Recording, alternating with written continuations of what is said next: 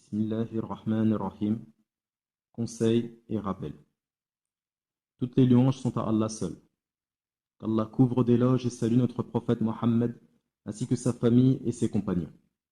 Ceci dit, suite à la pandémie du coronavirus Covid-19, dont n'est épargné presque aucun pays dans le monde, et qui a causé, jusqu'au moment de l'écriture de ce communiqué, un nombre de décès supérieur à 23 000 personnes dans différents pays du monde, selon les chiffres de l'Organisation mondiale de la santé publiés dans les médias, le dirigeant de notre pays, le président Abdelmadjid Tebboune, qu'Allah lui accorde la réussite, a pris depuis quelques jours une série de mesures préventives. Celles-ci sont impératives, à l'unanimité des médecins et des spécialistes, afin d'endiguer l'épidémie, par souci de préserver la santé de tous.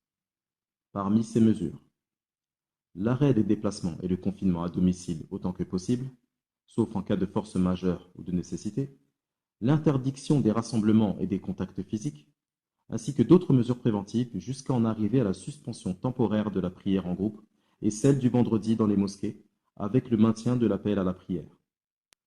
Étant donné que les décisions du dirigeant sont justifiées par un intérêt clair et évident dans cette crise qui n'échappe à personne, qui est de préserver la vie des individus et de repousser de la mort, il est donc obligatoire, pour toute personne douée de raison, d'accepter ces mesures auxquelles le dirigeant a appelé. Il est obligatoire pour tous de lui obéir en cela et de ne pas y contrevenir. C'est en cela que se trouve le bien et la préservation par la permission d'Allah le Très-Haut. Allah le Très-Haut a dit: Ô vous qui croyez, obéissez à Allah et obéissez aux messagers ainsi qu'à ceux d'entre vous qui détiennent le commandement. Et le prophète sallallahu alayhi wa sallam a dit: le musulman doit écoute et obéissance dans ce qu'il aime et ce qu'il déteste, sauf si on lui ordonne un péché. Si on lui ordonne un péché, alors il n'y a ni écoute ni obéissance. Rapporté par Al-Bukhari et Muslim. Par conséquent, il n'est en aucun cas permis de causer de l'agitation et le trouble autour de ces mesures et décisions exceptionnelles, ni d'appeler à les enfreindre sous aucun prétexte. Et parmi ceux-là, ce qui s'est propagé sur les réseaux sociaux en fin de semaine dernière, une fatwa soutenant la légitimité de la prière du vendredi en dehors des mosquées, c'est-à-dire dans les bâtiments et les maisons, à défaut de pouvoir l'accomplir à la mosquée. Cette fatwa est une réponse à une question dans laquelle le questionneur dit: faisons-nous la prière du Dhuhr dans les maisons, ou bien est-il permis pour nous d'accomplir la prière du vendredi, même si ce n'est qu'avec un nombre ne dépassant pas 5 personnes et sans l'autorisation du dirigeant dans nos maisons et nos bâtiments? Ceci étant, aucune personne de science, parmi les prédécesseurs et ceux leur ayant succédé, n'a soutenu l'accomplissement de la prière du vendredi dans les maisons, d'après ce que nous savons. Par conséquent, nous disons: il est à craindre pour celui qui accomplit la prière du vendredi à la maison que sa prière soit invalide. Quiconque doute de ce que nous disons, qu'il présente cette fatwa, qui est loin de la vérité, à un des savants dignes de considération et de confiance et connus pour leur bonne méthodologie dans n'importe quel pays musulman. Qu'il voit ce qu'il aura comme retour. Ensuite, supposons qu'il n'ait pas soutenu par sa fatwa la légitimité de la prière du vendredi dans les maisons, mais qu'il visait la prière dans les constructions séparées les unes des autres ou autre chose semblable. Le fait de prononcer pour les gens une fatwa légitimant ce que le dirigeant a interdit constitue un refus explicite de sa sage décision. C'est un refus de son obéissance, en s'opposant à lui sur une question où il lui est permis de faire un effort d'interprétation, étant donné l'absence d'un texte clair ou d'un avis faisant unanimité.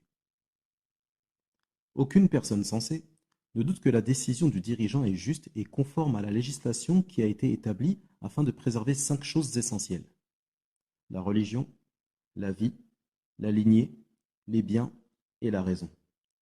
C'est pour cette raison que tous ceux qui comprennent la voie des pieux prédécesseurs ont approuvé cette décision. En revanche, se sont insurgés contre elle des partisans de la déviance et l'injustice. Il apparaît donc que cette fatwa est erronée et déficiente sur plusieurs points, en matière de jurisprudence, finalité et méthodologie. Elle ne prend pas du tout en considération la situation actuelle. Il est donc obligatoire de la rejeter, la délaisser et de ne pas la prendre en compte. En ces jours difficiles, il convient de nous enjoindre mutuellement, avec l'ensemble des enfants de notre communauté musulmane d'Algérie bien-aimée et autres, le fait de montrer à Allah ce qu'il aime voir de nous dans ce genre de situation, comme la coopération, la solidarité et l'entraide dans le bien et la piété, ainsi que se rappeler l'obligation de patienter, d'espérer la récompense d'Allah et de placer notre confiance en lui, le puissant, le grand donateur, tout en faisant les causes et en se conformant totalement aux mesures préventives recommandées par les autorités compétentes à ce sujet. Ceci afin de préserver la vie et de faciliter la tâche confiée à ceux qui en sont chargés dans les différents domaines, comme le domaine de la santé et ceux qui s'y affilient parmi les médecins, infirmiers et autres, avec ce qu'ils prodiguent comme effort honorable. Nous demandons à Allah de les rétribuer pour cela et de les récompenser de manière bonne et abondante. Sans oublier le domaine de la sécurité et ses différents corps, ainsi que la protection civile et autres. Ils y sont de notre part reconnaissance et remerciements abondants. Nous demandons à Allah de leur dire la balance de leurs bonnes actions. Enfin, nous recommandons à tous la crainte d'Allah, le refuge auprès de lui, le fait de lui vouer un culte exclusif et de multiplier l'imploration de son pardon et l'invocation. Allah a dit, dans le sens de sa parole, « Pourquoi donc, lorsque notre châtiment leur vint, n'ont-ils pas imploré ?» Ô Allah, nous te demandons, en nous humiliant devant toi, d'éloigner de nous cette épidémie et cette maladie, d'écarter de nous cette épreuve, de guérir chaque malade qui a été touché et d'inscrire la récompense des martyrs à ceux qui sont morts parmi eux, musulmans et endurants, en espérant ta récompense. Qu'Allah couvre d'éloges et salue Mohammed, ainsi que sa famille et l'ensemble de ses compagnons. Alger, le 1er Sha'ban 1441 de l'Hégire, correspondant au 26 mars 2020.